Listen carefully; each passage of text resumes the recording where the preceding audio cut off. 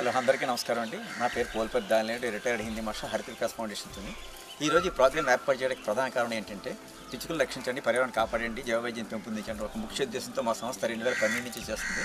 కానీ రియల్గా అయితే 2019 జూన్లో ఆర్గనైజేషన్ రిజిస్ట్రేషన్ అయిన తర్వాత కంటిన్యూ రైతుల కోసం ప్లస్ ఫారెస్ కోసం ముఖ్యంగా అంతరించిపోతున్న పక్షులను రక్షించాలని ఒక ముఖ్య ఉద్దేశంతో పిచ్చుకలు మరియు ఇతర పక్షులు వరకుంచెలు కడితే మన పూర్వీకులు ఆచరించిన విధానాన్ని మళ్ళీ ఒకసారి మనం గుర్తు చేస్తున్నాం. మన పూర్వీకులు ఏం చేస్తారంటే ప్రతి రామాలయం పూజలు వేలాడదీసి 6 నెలల్లో ఆహారం లేని దొరకని టైంలో పిచ్చుకలు ఇతర పక్షులు ఉడతలు, మైనాలు, రామచిలుకలు ఇవన్నీ కూడా తింటాయి అన్నమాట.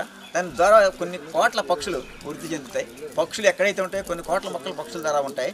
అంచేత మనం ప్రత్యేకించి నాటక్కలేదు. కాకులు అనుకోండి ఎక్కువ వేప గింజలు తింటాయి, తినేసి కొన్ని రకాల వేప గింజలు ఎక్కువగా నాటుతాయి. అలా ప్రతి ప్రాణి సృష్టిలో ముఖ్యమైంది. అందులో ముఖ్యంగా చెప్పాలంటే మనతో పాటు జీవించి చిన్న ప్రాణులు పిచ్చుకలు ఈ మధ్యకాలంలో అంతరించిపోయే దశలో ఉన్నాయి.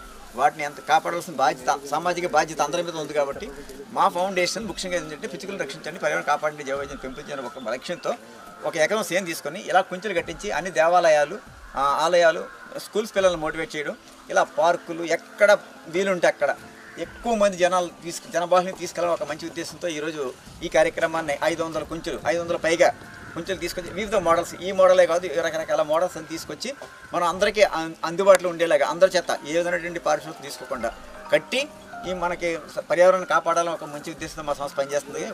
ఈ మన కోఆపరేట్ చేసిన మన డాక్టర్ గారికి, జూ యాజమాన్యానికి నా హృదయపూర్వక ధన్యవాదాలు. Thank you sir.